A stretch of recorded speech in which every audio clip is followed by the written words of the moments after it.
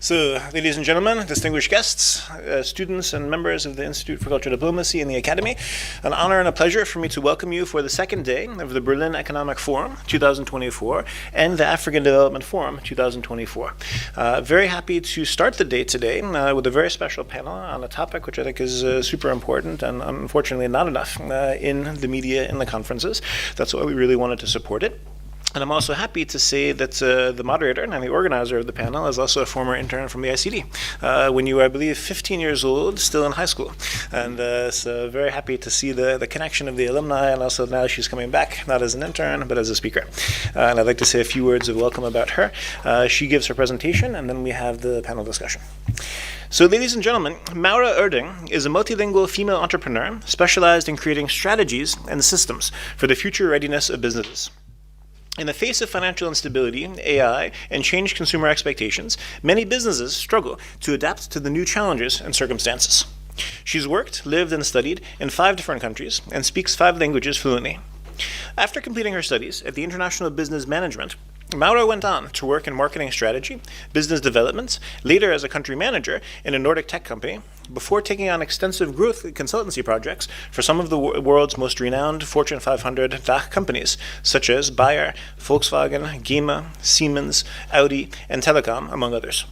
She's a founder of the Female Business Ambassador and also the inventor with multinational patents. Maura has made some of her first work experience, as I said, when she was 15 years old, doing an internship at the Institute for Cultural Diplomacy. So we're very happy to have you back, Maura. Please join me in a very warm welcome for Maura Oerding.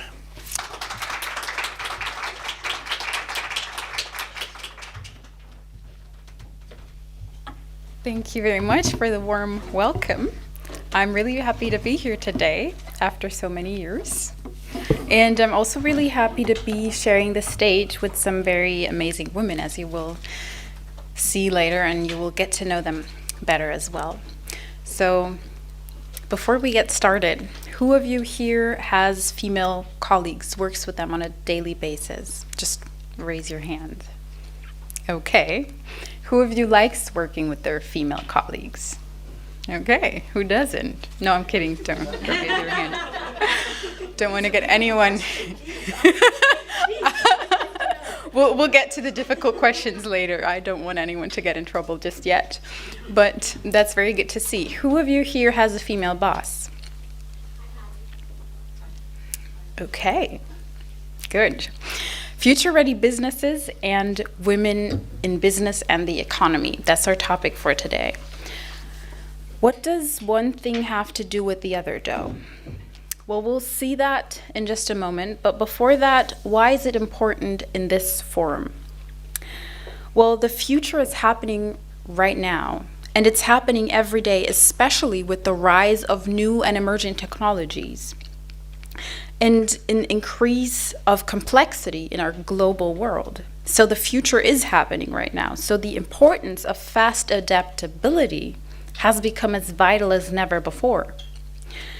And so we all need to embrace change because it is what makes us move forward. It is what makes us survive, essentially. It is what makes us develop. And the good news is, or the best example for this is, that we were all built for change. We were all built to be future ready. All of us sitting here today, we started our existence as a tiny bundle of cells. And we went developing from that. And look at us now, talking, walking around, doing all the great things that we're doing. And that took change. It took adaptability. It took progress, and it took being agile. So we were all built for change and to be future ready. And if we were to say, I will just decide to stay little, well, you cannot do that, right? Because you cannot stop change from happening around you. You would still be growing up, you would still be growing old, and you would still have all of the development around you. And you would be missing out on the chances that come with that, on the experience that comes with change. And that is the first step to ensure future readiness in life and in business. Being aware of change, adapting to change, and having and living change, and having an agile mindset. As I said, you cannot stop change from happening by not adapting an agile mindset.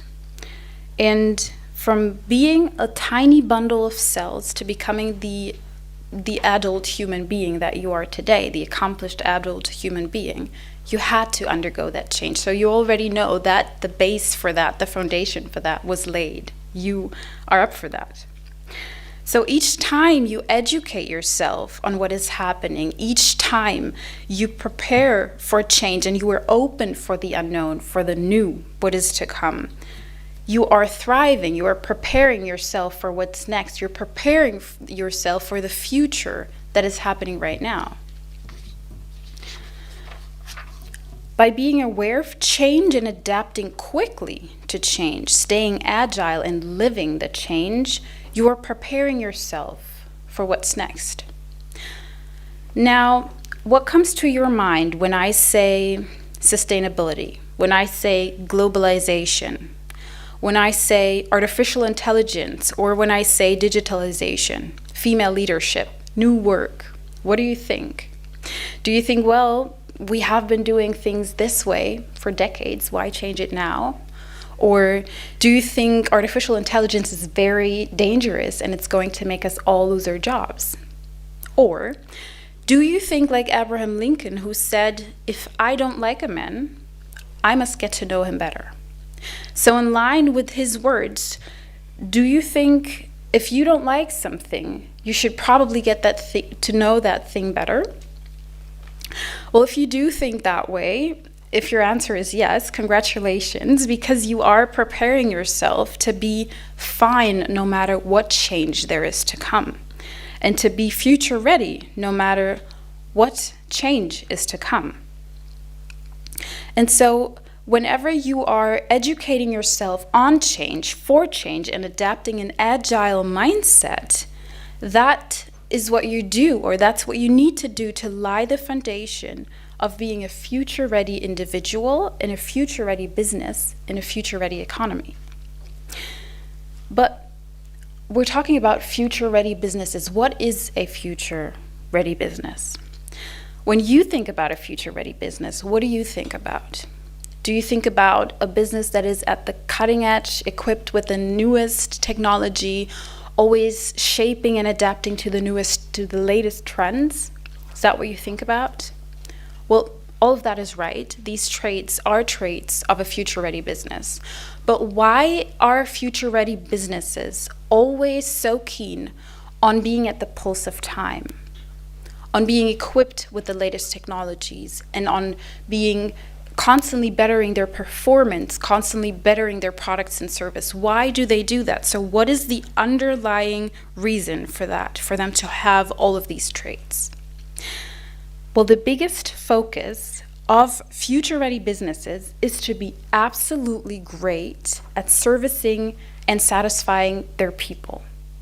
To be absolutely great at servicing and satisfying their people inside and outside the organization. So their clients, where the money lies, and also inside the organization, the employees who are responsible to getting that money in, right?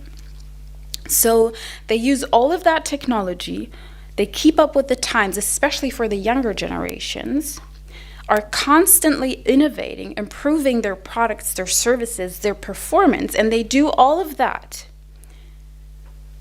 just with the purpose of being absolutely great at servicing their people at a profit, inside and outside the organization. And so they try to be, or they have the purpose of being unbeatable at meeting their people's needs, their clients' needs, and their employees' needs. So that means that a future-ready business doesn't just hop on board with every trend. They don't just randomly get all the good technology there is, and they don't just randomly adopt every newer concept or trend there is. What they do is they take the best available resources they have to service their people inside and outside the organization. So a future-ready business knows their people, they know what they want, and they know what their needs are. And they use the best available resources to be absolutely great at meeting their needs. Now, before we get into the details of what a future-ready business looks like in practice, I would like to take us a moment and look at the role of women in all of this. What does one thing have to do with one another? What does the future readiness of a business and of economies have to do with the role of women in business? Well, this one is easy, so bear with me with some very simple maths. Our world's population consists of about 50% women and 50% men, so pretty well balanced. And we all know how important balance is, right? It doesn't matter if you're talking about sleeping, eating, drinking, talking, our ecosystem, balance is key. There was a man and a woman involved in creating each one of us here present. So that is our balance, 50-50. And with no balance, there is imbalance, there is inequality. Things do not function as they should with imbalance. So do you remember how I said that future-ready businesses focus on being absolutely great on servicing and satisfying their people? Well, their people are 50% male and 50% female for the most part. Hence the focus for great servicing and great satisfaction inside and outside the organization should be equal. It must be equal for male and female.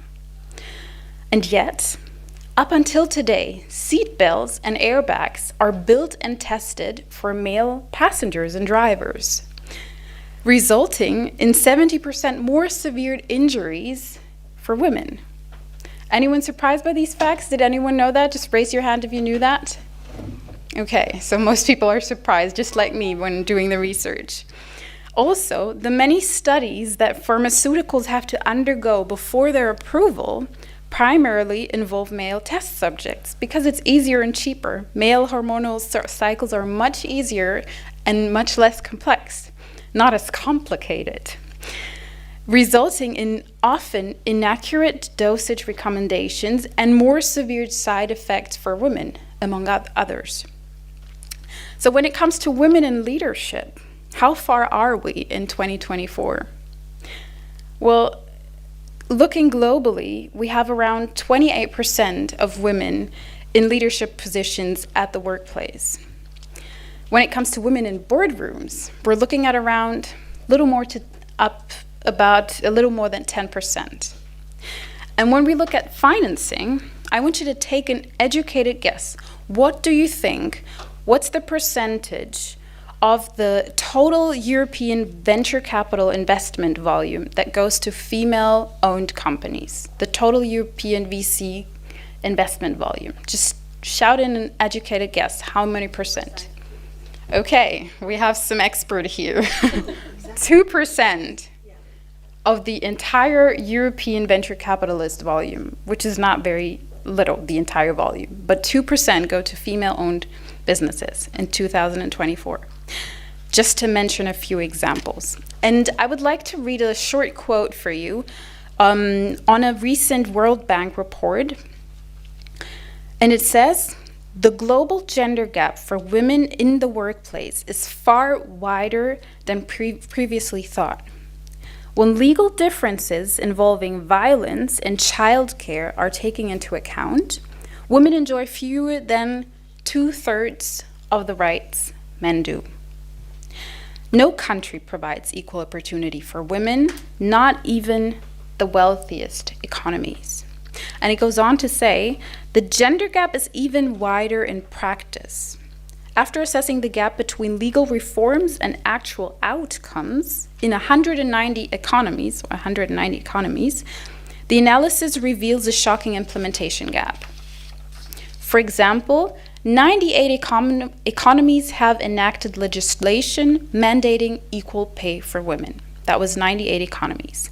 Yet, only 35 of these, so fewer than 1 out of 5, have actually adopted enforcement mechanisms to address this pay gap. But future-ready businesses and economies focus on being absolutely great at servicing their people equally. Well, I'm a woman and I'm a young professional. I don't have as much work experience as many other people competing with me, but I'm also more than that. I'm told to be a very empathetic person. I'm told to be a very capable, very hardworking and ambitious person. I'm told to be someone who has great ideas and really is ready to put the work in to get to what I set myself to do. But I'm a woman and I have less work experience than many people around me. But if you take someone like me and don't give them the same chances as their male counterparts, how many traits, how many assets go missing for a business, for a team, for an economy? Well, a very brilliant woman told me the other day about a study that shows that equal economic participation for women would increase the worldwide economy every year by $28 trillion. So $28 trillion every year plus if we had equal participation by women. Well, that's at least, to me, 28 trillion very good reasons for parity between men and women in the economy. Especially when you look at the numbers, it's not about what is fair anymore. It is about what is the actual future-oriented and economically smart move to make, right? So future-ready businesses and economies focus on being absolutely great at servicing their people equally, men and women. But what does that look like in practice? What do future-ready businesses do to become and stay future-ready businesses today? Well, who of you, I see a lot of young faces in the audience, but who of you remembers that thing called BlackBerry? Just raise your hand. Okay, that's a few. Some don't know it. Oh yeah, okay, we know it. So BlackBerry and Apple both came out, the Apple iPhone, around the early 2000s. So BlackBerry and Apple were essentially competing for the market. Who won? Any Apple users here? iPhone users? Okay. BlackBerry users? No. Okay.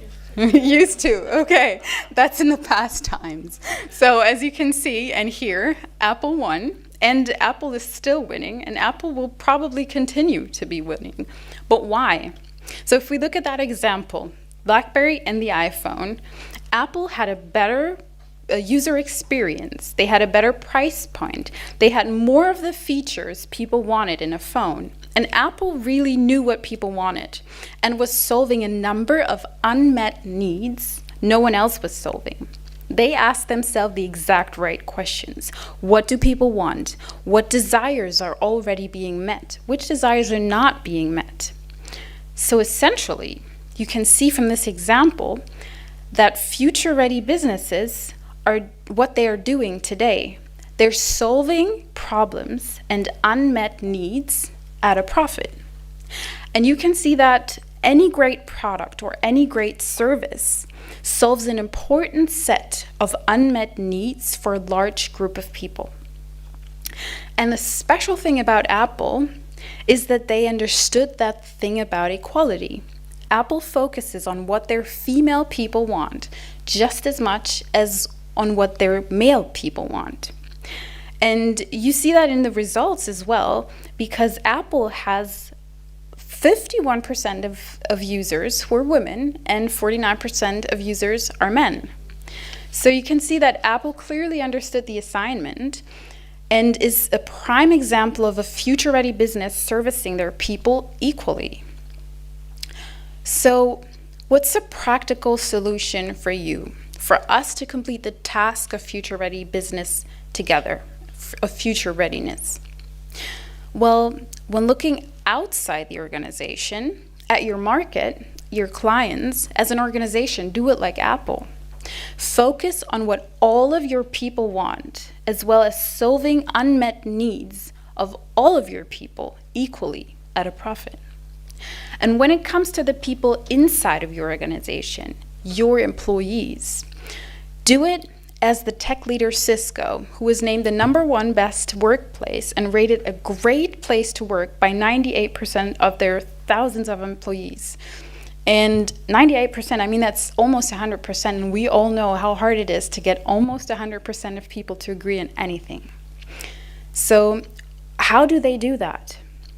They say about themselves that they focus on having a positive impact on people and on creating an equitable and inclusive future for everyone. So having a focus on having a positive impact on people and on creating an equitable future for everyone. Notice where their focus lies. The #1 place to work focuses on people.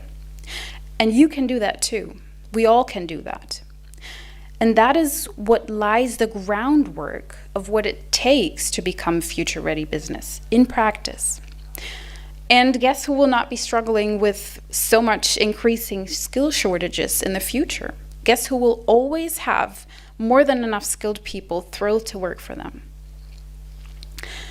And while there are very many good approaches to completing the task of future readiness together, also when it comes to the gender equity, I personally have been working with and seeing really great results with the cross or reverse mentoring method. In this experiment or this method, the company's leaders get to experience and listen to and get to know and understand the perspective of women in their organizations.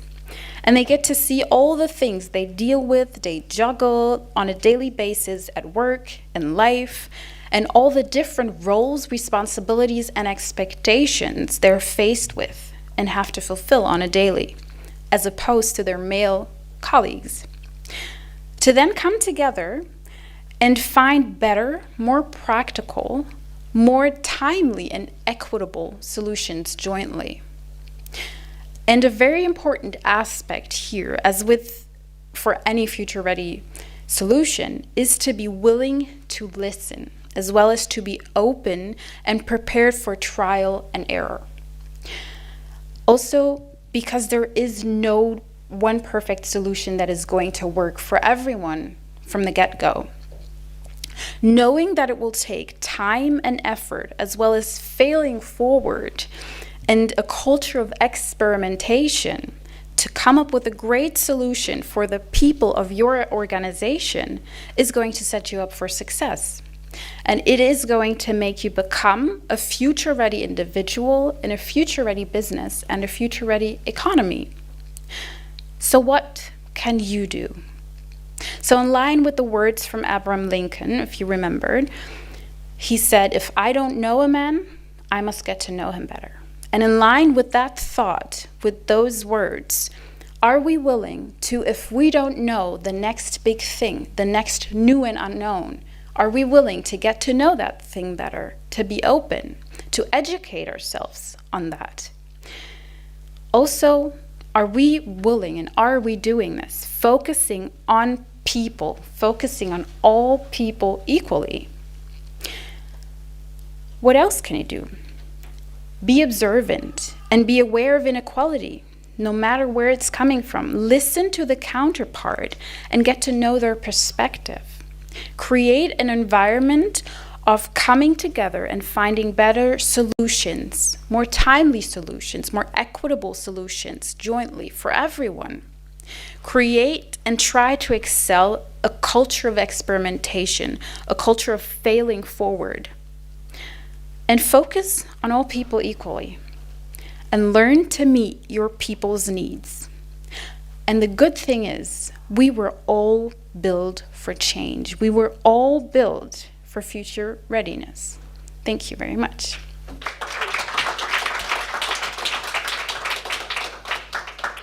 Thank you very much. I guess I'll just stay on the stage. And I have the pleasure to now welcome four very incredible women. If you could come to the stage, please. Kristina, Katrin, Milada, and Anastasia.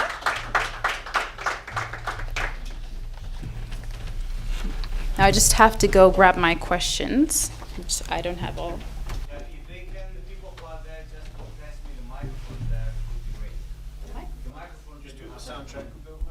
Hi. So, yep. I think it Hello. works well. Hello. Hello. I think I need one. Or will we share this? We will share. Okay.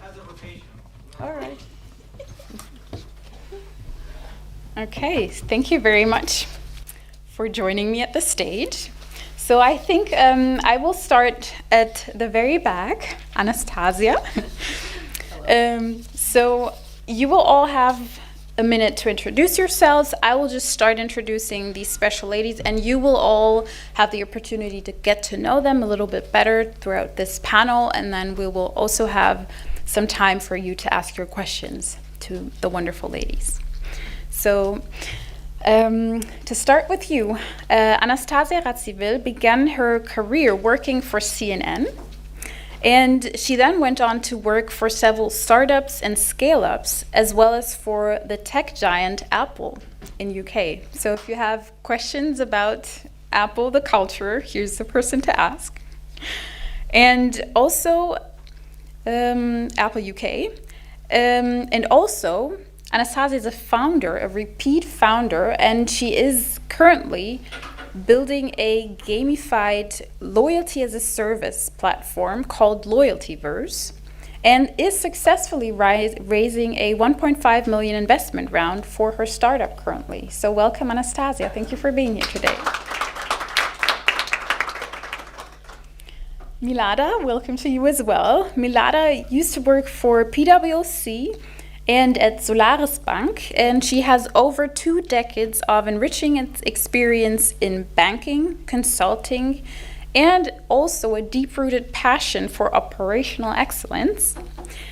Beyond her career, Milada cherishes her role as a mother of 2, and she is the co-founder of the startup Fingate.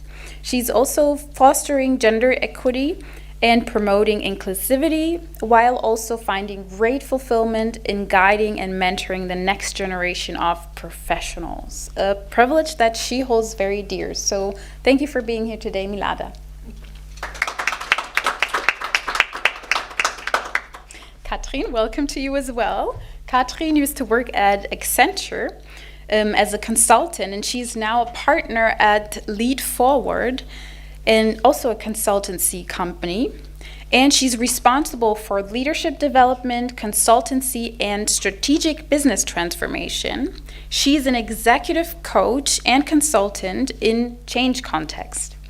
She is also co-founder of the app edelcrowd, a club-managed app, and it's available in the app stores already, focusing on the new German cannabis social clubs. And currently, they are in the seed funding phase. Katrin is also co-founder of the NGO Inspiring Girls, e.V., that connects young women and young girls with female role models to encourage them and to show them that they can be anything they want to be in this world. And Katrin is also a mother of 2 boys and lives in Cologne. So thank you for being here in Berlin for us today. Welcome, Katrin. Thank you.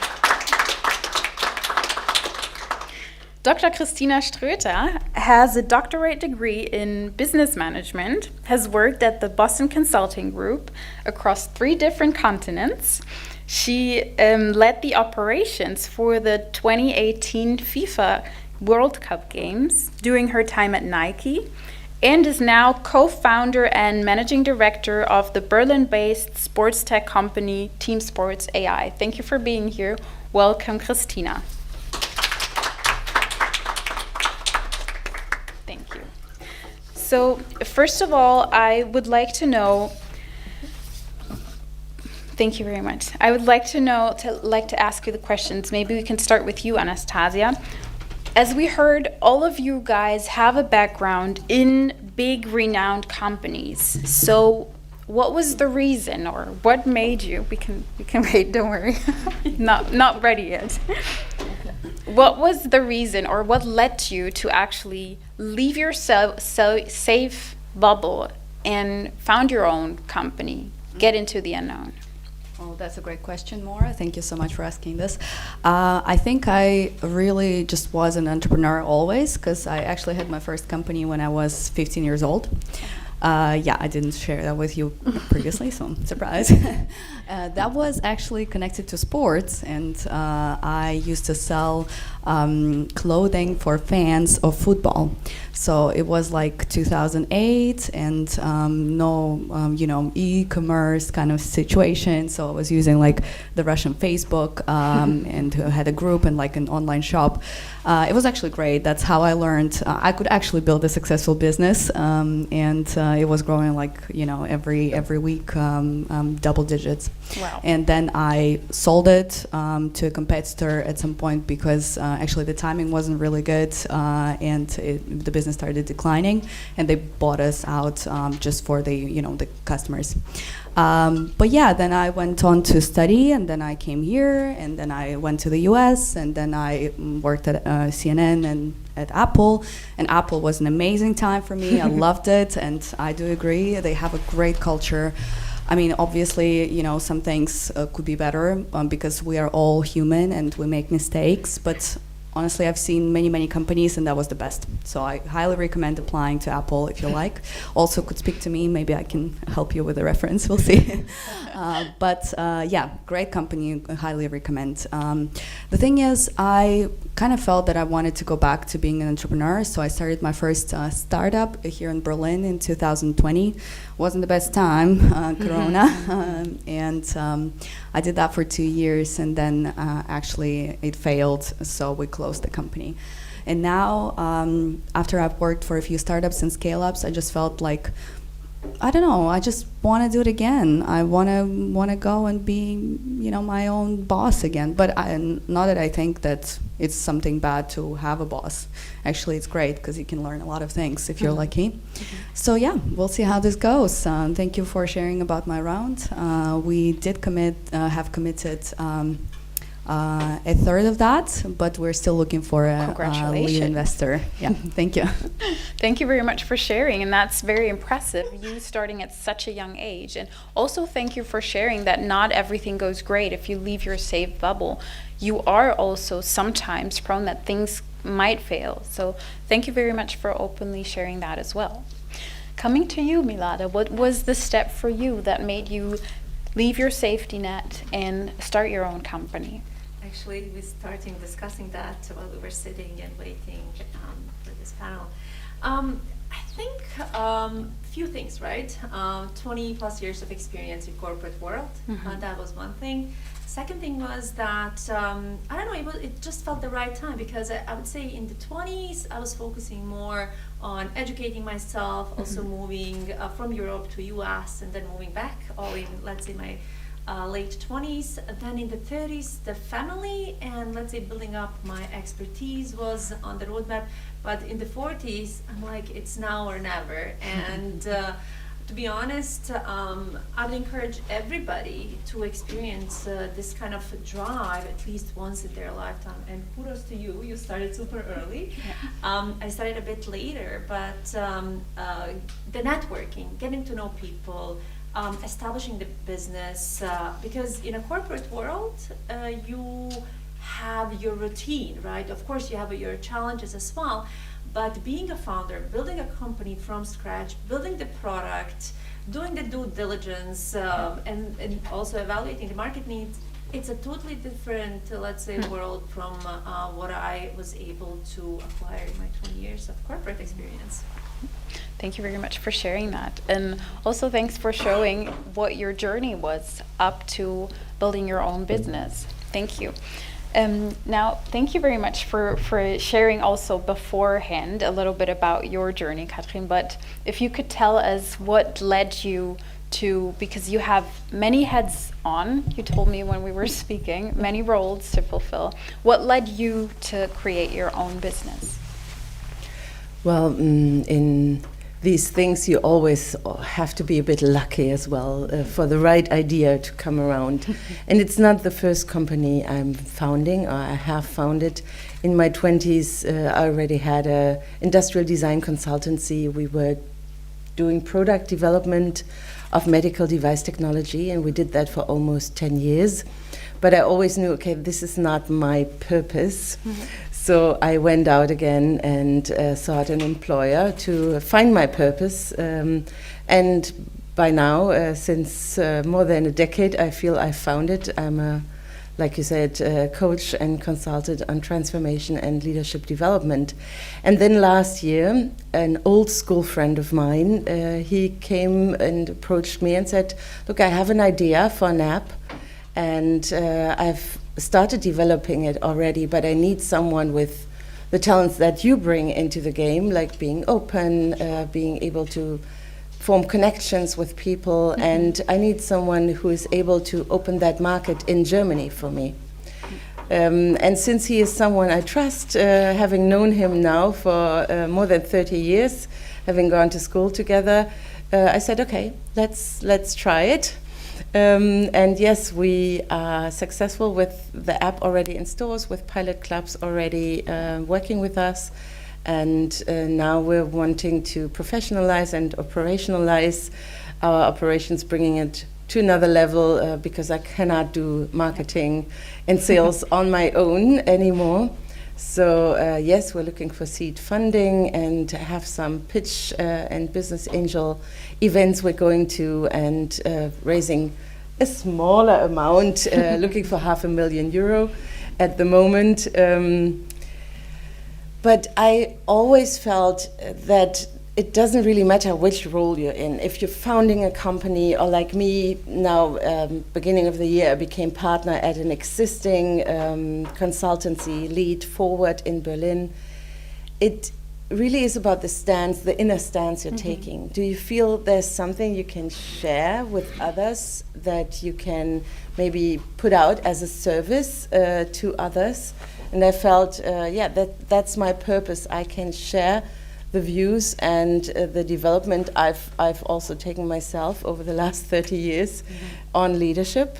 And as a consultant at Accenture, for example, our clients were huge organizations, enterprises, energy, telecommunications, insurances, banks. And they all have the same issues when they are scaling their business or transforming different units. It's always intra and interpersonal issues. It's humans that are the issue, and it's leadership on a human scale that is needed for enterprises, for companies to succeed. And I do see that there is change already. I do see that women are more on the forefront. And still the numbers, of course, the gaps are there as well. And I feel that we can support leaders in becoming more inclusive, not just the gender topic. There's many topics about inclusion and diversity and belonging. And we can support them in driving change in, like you said so beautifully, in an adaptive and agile way. That's where my expertise lies, and that's what I'm bringing to the table.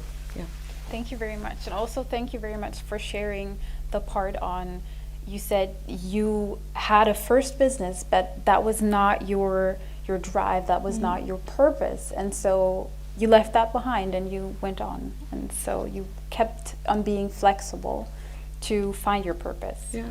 Thank you for sharing. Kristina, so you also shared in the preparation with me a little bit about financing. We'll come to that in a minute, but what was your background? What led you to leave your safety network and all the experience that you had built over so many years in your career to create your own business? I once read that life comes in 7-year cycles, that every 7 years you need something new, and for me it's just very, very true. I did 7 years university and PhD, then 7 years consulting, and then I was in my 7th year at Nike, and I felt like, is this it? Is now I was turning 40 or beginning 40s, then I was just, is this what I want to do for the next 25 years?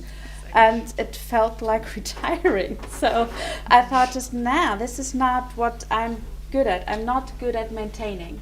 My strength is building, creating, doing something that hasn't been done before, like really doing the dirty work and get my hands dirty. That's what I like. And that's why I left, because at some point the company has more and more they were just like focusing on this, we need to get to 50 billion revenues, and that was what everybody was after. And it was just like with normal price increases, it was sure that they will get there. There was, I couldn't bring my strength in the way that I wanted to do. So I decided to just leave, do my next 7-year cycle. We're tuned in for and, that. and also just see if I can do it. Yeah. I That's think great. you never regret doing something. You only regret not doing something. That's great. If you try, the answer could be yes or no. If you don't try, it's only going to be a no. That's great. Thank you very much.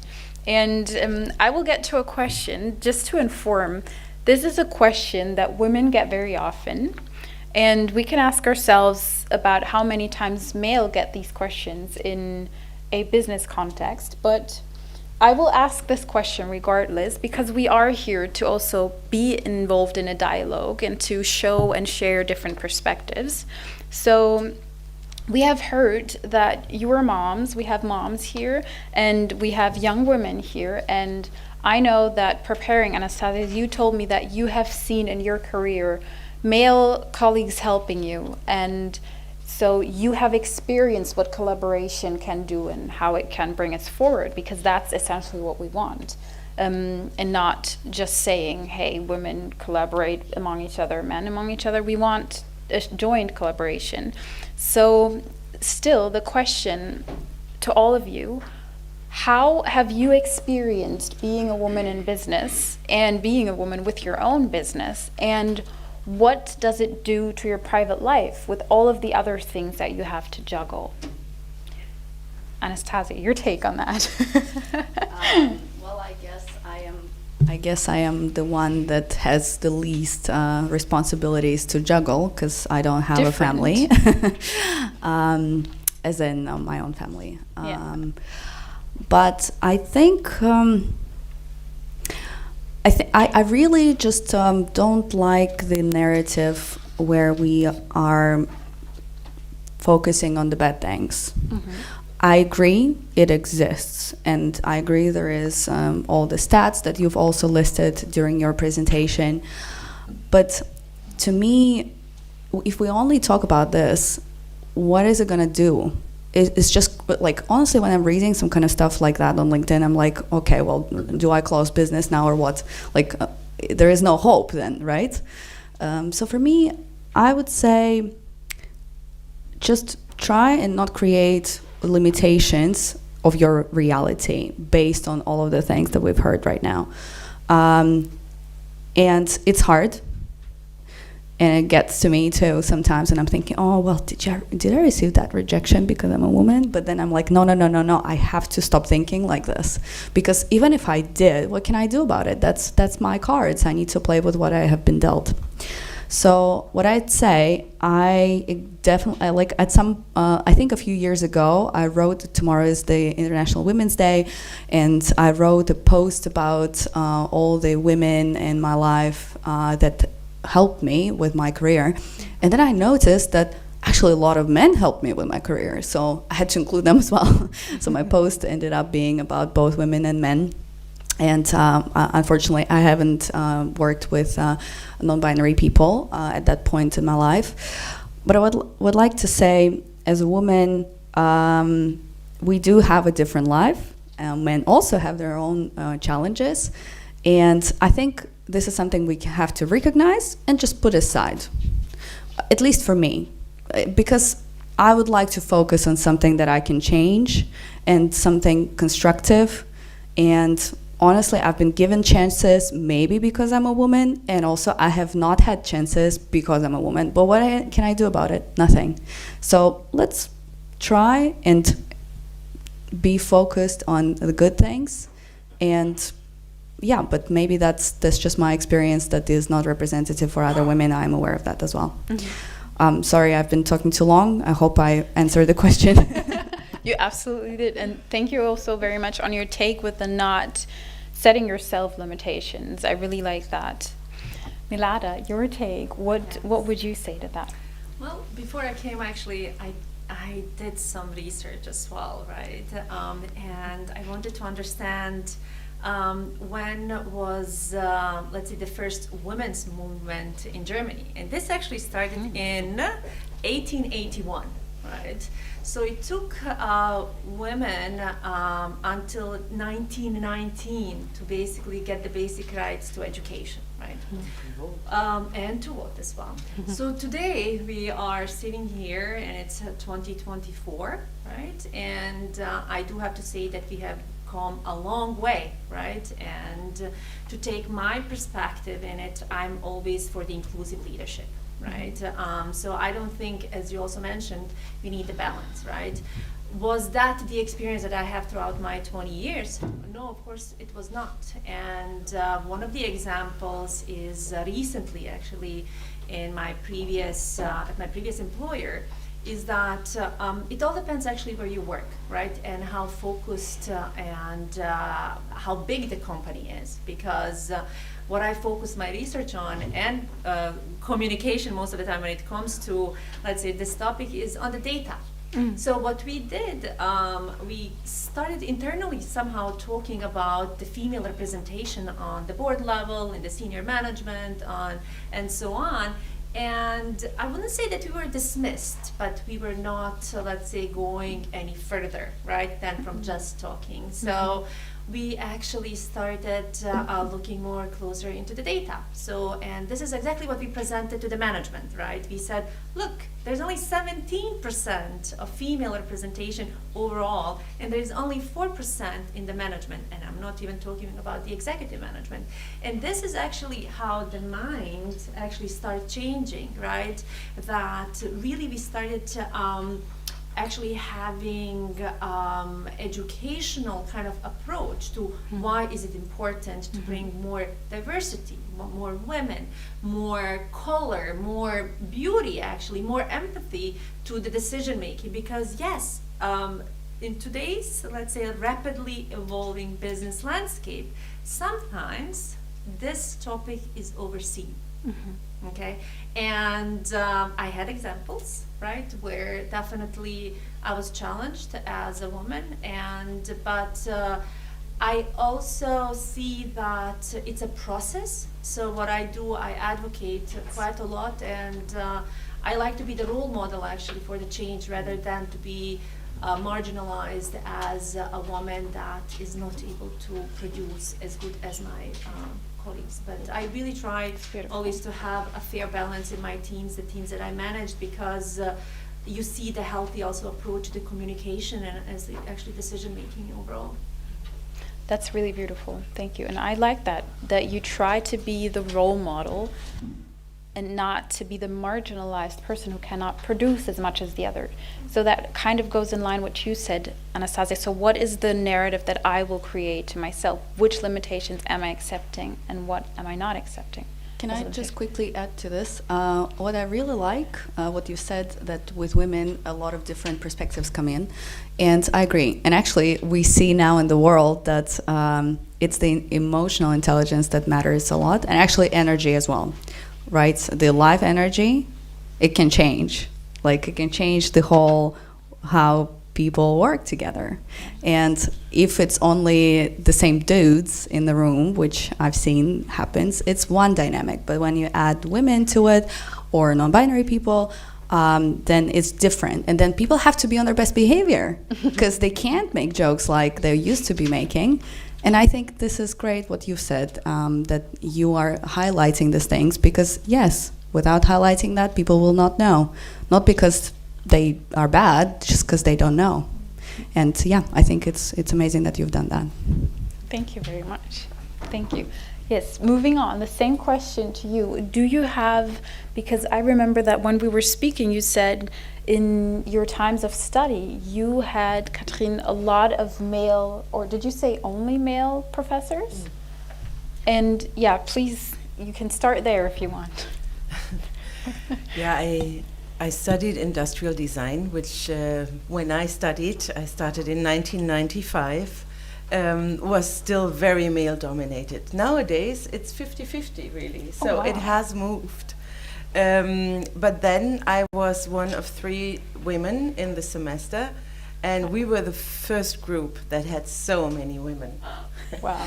So it was quite a process to be accepted for these studies. You had to put in like drawings, and then it was 3 days of assessment.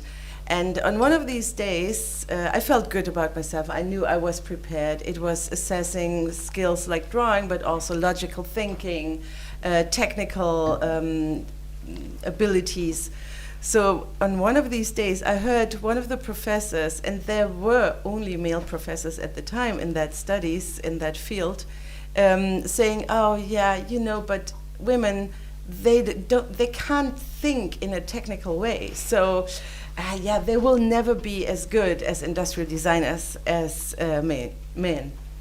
And of course, that did something to my self-confidence in that moment. I still achieved what I came there to achieve, and I did my studies, and I finished cum laude.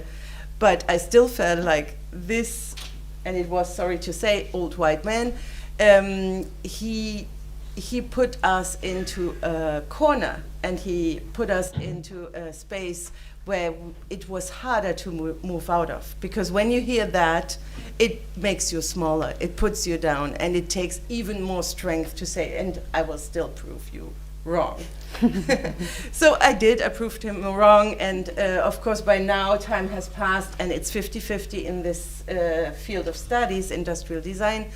But I still see that in different fields, that there is a kind of understanding, oh, women are not as good as that. Nowadays, it's not okay to say it out loud anymore. But having worked at Accenture, for example, or Infosys, which is both companies in the IT field, in very technological sectors, and yes, we do have women on top. The American or global lead and the German lead, they are both women. But when I look at who are the managing directors, it's 85% men still. And they do have programs within these big corporations to bring women more into leadership. I myself was a lead, having initiatives like leading ladies' lunches, where we invite younger analysts and consultants to learn from senior managers or managing directors who have made it to the top. How did you do it? But I didn't, in that room, I didn't see any male allies. And I feel we're creating then a table of women only, a bit like now, instead of giving a seat to the women at the table that is the important table. So it needs to be a balance. I think we need things like this, where we can speak out and say, okay, look at us. We are business women, we are founders of companies, we are doctors and, you know, really multiple talented people. So yes, we want to be role models for younger women. And that's why we founded Inspiring Girls, the NGO, to bring women like us and you in the audience into schools and show girls of 10 to 15 years old, you can be anything you like. You can be an industrial designer, you can be a mathematician, you can be an IT specialist, you can be a founder of a company. So yeah, I think we still have some work to do, but by being here and being loud and being proud, we achieve part of what we came here for. Thank you very much, and congratulations on your graduation cum laude. That is, you didn't accept the limitations of women not being able to think technically. So that was your narrative that you created. Thank you for sharing that as well. And Kristina, how would you say, what was your take also on the same question, you as a woman in business and also coming from big companies? I think it was never really easy because I come from a very conservative family. My mom, as just women in that age group did, she was studying, she was a teacher, and then she got married to a doctor, so she stopped. And that was it, and she was always convinced that that is the right way. And actually, the day when I did my PhD, I came home, and her first question wasn't congrats, her first question was, and when am I going to become a grandmother? And that's just like, no, but they always wanted me to go the academic way to achieve everything, because that is just like something to brag with. But then like, okay, the next piece was missing. And then I think for me it was an important day, because I was just like, what the fuck? Is like, today I start thinking of what I want. And I did not do all this just now to become a mom. One day it will happen, but just like not now. And then when I actually was pregnant at the age of 35, it took me some years because I had a lot of to do before that. I always had like those two voices in my head. It was in my time at Nike, and actually I was celebrated for being pregnant. Because okay, we need to make sure that this works, because we have a director here and she is pregnant, and so this needs to work out. I had all the support that I needed. And then my next boss came to me and he asked me, Kristina, do you know someone who wants to lead the FIFA World Cup in Russia? And I said, when does it start? And he said, April. And I said, in April I'm back, it's me. I was 6 or 7 months pregnant. I think I was just full of hormones, and it was really cool because he said, yes, we do that. And he was like, completely trusted me. He said, just, yeah, okay, you'll be back. And I said, yeah, I'll be back. And so that was great to have all those supporters. But at the same time, I just like always heard my mom's voice, you're a working mom. And I think my kid was 3 months old when I went back to work. But it was in the Netherlands, they have crash on everything. It's just, it works out. It's not like here in Berlin. So I had all the child support and everything that I needed. But it was always, I think I read every study out there about kids of working moms. If they will have difficulties and problems later on in their lives. If you just want to know, I know all the facts. And I just at some point, and I don't know if that is true, I read that actually children of working moms are better in their speech. Because, and I found that logical, because working moms speak differently with their children. And I experienced the same thing. As sometimes when I pick up my kid, he's now 8 years old, from school, I forget to switch. I'm still like in my business language, so he just like gets confronted with all those words. And then he speaks back to me. He now has them in his language as well, and he knows how to use them because he always hears that. And he sometimes, when he's sick, he was 2 years old, and I had a presentation in front of Nike Global Leadership Team that came to Berlin. And the night before, I felt him getting hot and hotter. Oh, no. So I wrote to my boss, okay, you have a choice. Somebody else presents, or it's me and I bring the kid. So he said, it's you and you bring the kid. I was then standing there with a 2-year-old on my arm because he didn't want to sit in the audience, but he enjoyed it. He liked the people, and I was presenting like this, and it was really nice because everybody was making photos of this is how it's supposed to be, and it always worked out. I just brought him before he went to school, when he was still in kindergarten, when I had to travel during the week. I took him with me. Sometimes we took a nanny. Sometimes in some cities there's just kindergartens where you can just bring a kid for 1 or 2 days. Oh, and that's amazing. Practical. Yes, that is really cool. And he liked that. And from every city he now has his favorite food and his favorite everything. And he's really good at talking to grown-ups. He isn't afraid because he has always been part of it. And I think I just did it. It's just like, okay, you want to have this meeting, sorry, it's just not possible in any other way. He's here. No, we're not going to have a dinner tonight. It's my kids' time. And I learned to say no, and people accept if you say no. You just have to do it. Thank you very much. Yeah, thank you for raising the next generation of professionals and for doing it so well and for just doing it. Isn't that Nike's logo? That is Nike. So thank you for just doing it. Yes, please, Katrin. If I may comment, I was also going to say you incorporated that slogan. Very much. And I totally agree. I also just did it, and at times it was hard. But I also want to make it known that this adds another layer of toughness to what we need to achieve. because I have a father for my kids who is very engaged, a very loving father, and still my boys are now almost 13 and almost 17, and he still cooks for them lunch each day, and still the mental load is largely carried by me. I remind him of you have to take the kids to the doctors or things like that, because I'm better at that. And I was asked by clients when I went to the client side, so what do you do with your kids while you're here?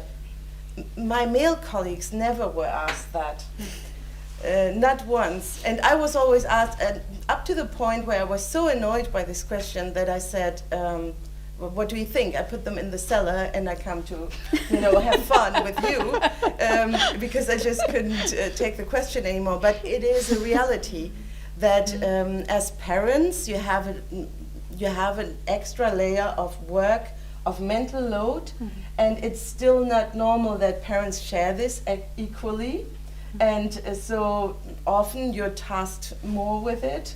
And of course, things are changing. It's already much better than 10 years ago or 15 years ago when I started with my first boy. But it is a reality, and we should take that into account. Thank you very much. And also, thank you for opening that perspective again, what's normalized in our society and what's not. And the load is for both parents, right? And we need to come together collectively there as well. Yeah. Milada, Just please. to add to that, the reason why things are changing, and probably some of you will actually start also changing your approach, is that talking, right? Because I think if we don't talk about these challenges that we are facing, they're unknown to many, Yes. right? And I'm sure that some of the things that our male colleagues are actually going through, if they're not talking to us, if they're not open, Yeah. or if my husband is not going through it, I would know. Yeah. So let's keep the communication flowing. Absolutely. Yes. Anastasia, please. I would also like to add, so I don't have kids yet. Hopefully I will one day, but who knows. But I am a daughter of a working mom. And I think I'm pretty good at talking because it got me so far. Well, German and English are not my first languages, so I'm from Russia. Russian is obviously my mother tongue, although now I speak a lot in English. I don't even know why not German. But what I want to say, something resonated with me, what you said about your son, Kristina, that you talk to him like still with the business language, right? He just has to get used to it.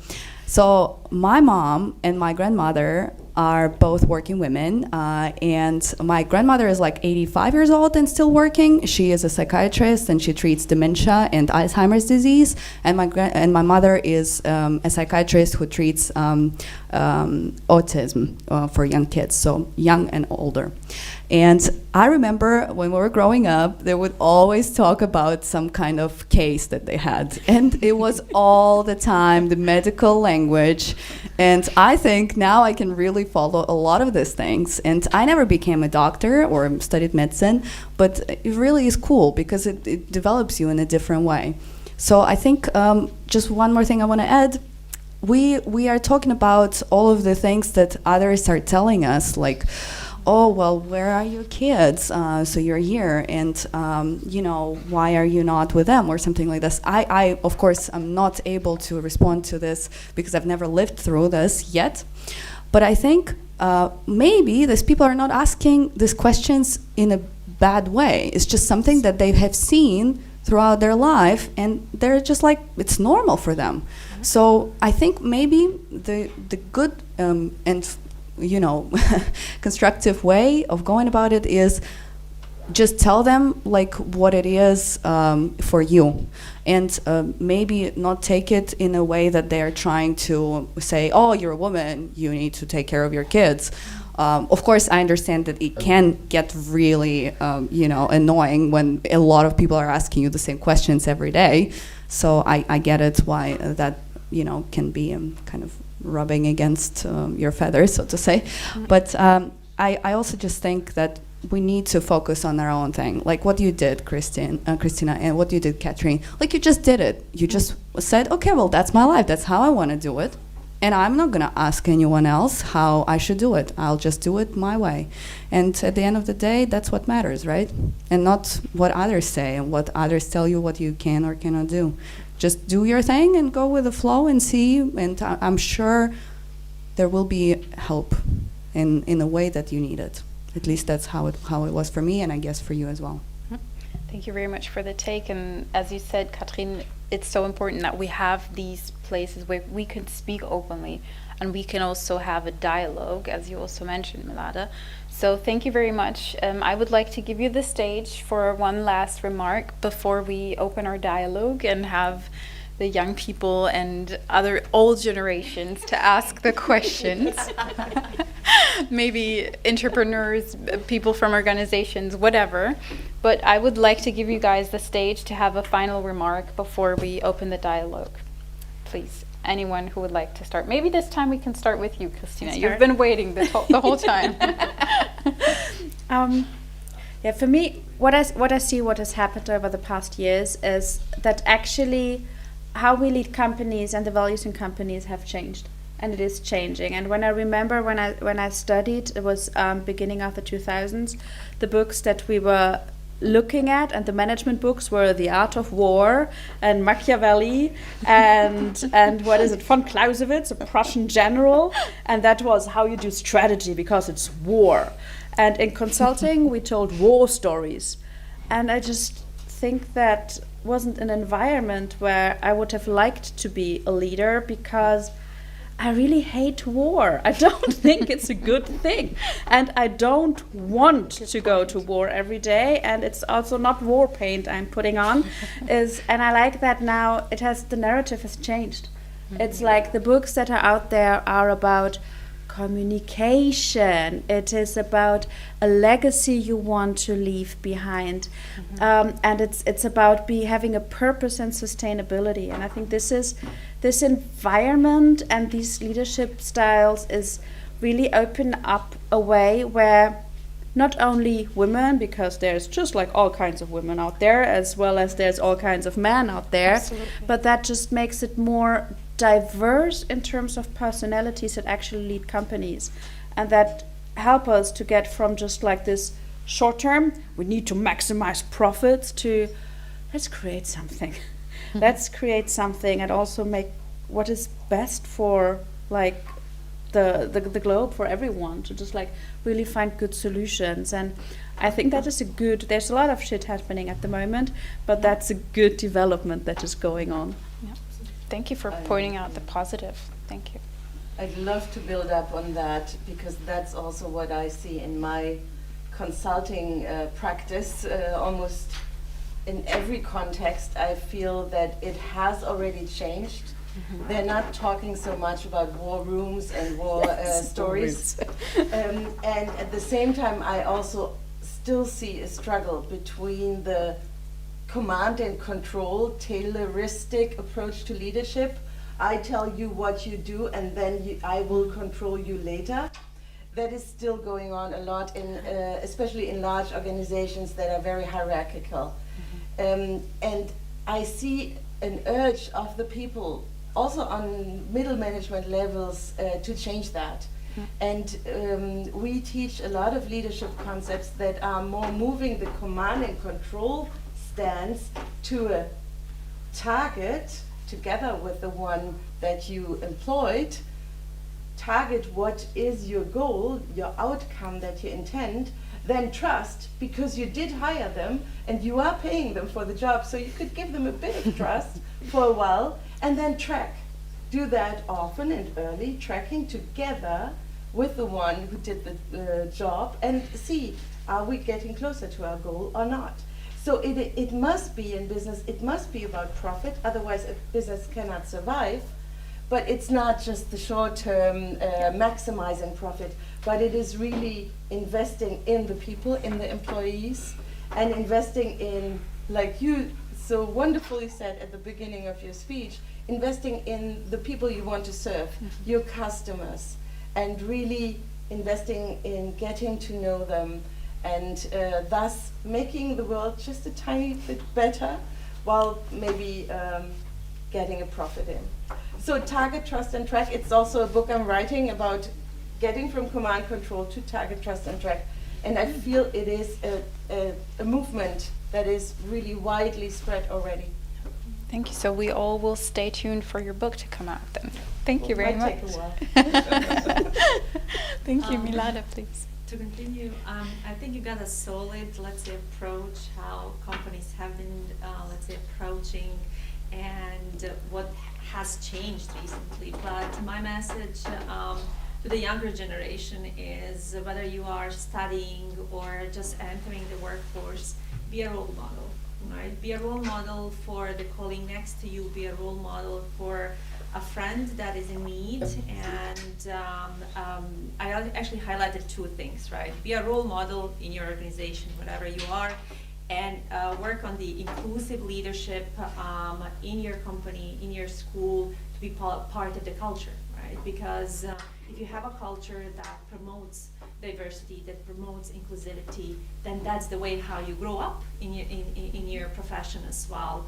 Find a mentor. I think mentorship at an younger, let's say, or early stages of your profession are crucial. So find that role model who you can look up to and really get the best out of it. And especially if you find somebody who is good, hold on to it, because as you grow into your profession or you decide to go into the entrepreneurial, let's say, world, you will need your network. So start building your network from today on, and be out there, be seen, talk to people. Don't always stay in the same group, meaning that same-minded, like-minded people. Try to actually get out of your comfort zone, because all of you today are actually building the world that you're going to live in the future. Thank you very much. Yeah, and that very beautiful. Thank you, Anastasia, please. I would love to say that it's really cool. I didn't know you were writing a book, and I think it's amazing how these ideas that you're saying, you both mentioned. Milada, I'm sorry, I was not referring to what you said, but I also agree with what you said. But it's just a comment that. Yeah, the world is changing from, I guess, the war thing, and I think we can also see current wars are not successful, and I think this is because of the way that people are changing their mind about doing business together as well. So, but let's not talk about this. Just one thing I want to say what I'm excited about in the future. So we all have our own businesses. I do have my own, and I think very soon, we'll share the news about closing the round, hopefully. But one more thing I'm also excited about is I would really want to create a TV show about how women-led businesses are building their startups. So it's like a reality show where you would have like 10 weeks, and every week there's like 10 teams, and then they're doing some stuff, and then at the end there is an investment.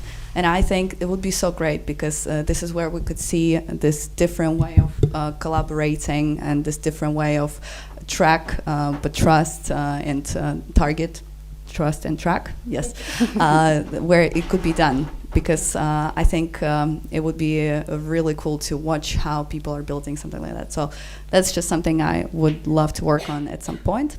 Yeah, thank you for having us here, and it was a pleasure. And thank you everyone who has been listening to us. It's very nice to be here, and we're looking forward to your questions if you have any. Thank you very much. And if I may, just one thing, because Maura was invited to speak in this context. Yeah. And she then said, okay, I will speak, but I will bring other women with me to share the stage, and for me that's role modeling too, and sharing Thank you very much. the limelight, kind of. So that's a real role model for me. So thank you very much. Thank you very much. Thank you, and thank you very much for being here for this today.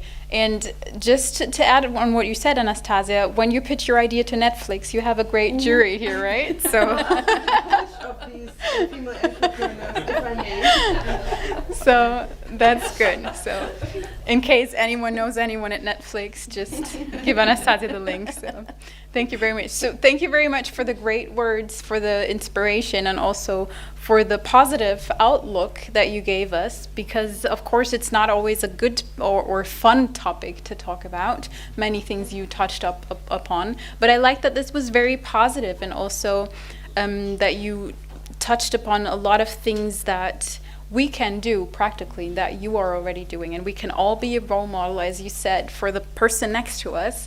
And you said, Katrin, very beautifully, that it's sometimes not going to change the entire world, but one small thing, and if we can do that, that's really great. So thank you very much for that. So thank you to our participants.